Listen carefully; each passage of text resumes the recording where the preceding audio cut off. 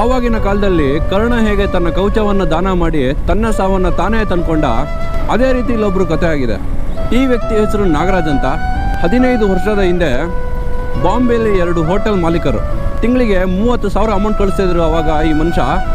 But ಇವಾಗ ಈ ವ್ಯಕ್ತಿಗೆ ಬಲವಾಗ ಪೂರ್ತಿ ಪಾರ್ಸಿ ಹೊಡೆದಿರೋದ್ರಿಂದ ಬಿಸ್ನೆಸ್ಸಲ್ಲಿ ಲಾಸ್ ಆಗಿ ಹೋಟೆಲ್ಗಳನ್ನ ಕ್ಲೋಸ್ ಮಾಡಿ ತನ್ನ ಮನೆಗೆ ಬರ್ತಾರೆ, ತನ್ನ ಮನೆಯವರಿದ್ದಾರೆ, ನಮ್ಮನ್ನು ನೋಡ್ಕೊತಾರೆ ಅಂತ. ಆದರೆ ಮನೆಯವರು ಇವ್ರನ್ನ ನೋಡ್ಕೊಳಕ್ಕೆ ರೆಡಿ ಇಲ್ಲ, ಇವ್ರನ್ನ ಹೊರಗಡೆ ಹಾಕಿದ್ದಾರೆ. ಇವರು ಬಸ್ ಸ್ಟ್ಯಾಂಡಲ್ಲಿ ಮಲಗೋದನ್ನ ಸಂದೀಪ್ ಮತ್ತು ಅವ್ರ ಫ್ರೆಂಡ್ಸ್ ನೋಡಿ ಪೋಸ್ಟ್ಮ್ಯಾನ್ ನ್ಯೂಸ್ ಅಂತ ಇದೆ ಅವರಿಗೆ ಹೇಳಿದ್ದಾರೆ. ಪೋಸ್ಟ್ಮ್ಯಾನ್ ನ್ಯೂಸ್ ಅವರು ರಿಪ್ಪನ್ಪೇಟೆಯ ನಿಂಗರಾಜ್ ಅನ್ನುವ ಪೊಲೀಸ್ ಅಧಿಕಾರಿಯನ್ನು ಕರ್ಕೊಂಡು ಅಲ್ಲಿಗೆ ಹೋಗಿದ್ದಾರೆ. ಆ ಪೊಲೀಸ್ ಅಧಿಕಾರಿಯ ಮಾತಿಗೆ ಬೆಲೆ ಕೊಟ್ಟು ಆ ಮನೆಯವರು ಅವ್ರನ್ನ ಮನೆಗೆ ಸೇರಿಸ್ಕೊಂಡಿದ್ದಾರೆ. ಏನೇ ಸೇರಿಸ್ಕೊಂಡ್ರು ಏನು ಬಂತು, ಎಷ್ಟೇ ದುಡ್ಡಿದ್ರು ಏನೇ ಇದ್ರು ಒಂದು ಜೀವಕ್ಕೆ ಬೇಕಾಗಿರೋದು ನೆಮ್ಮದಿ. ಆ ನೆಮ್ಮದಿನೇ ಆ ಜೀವಕ್ಕಿಲ್ಲ. The moral of the story ಇದ್ದಾಗ ಎಲ್ಲದನ್ನು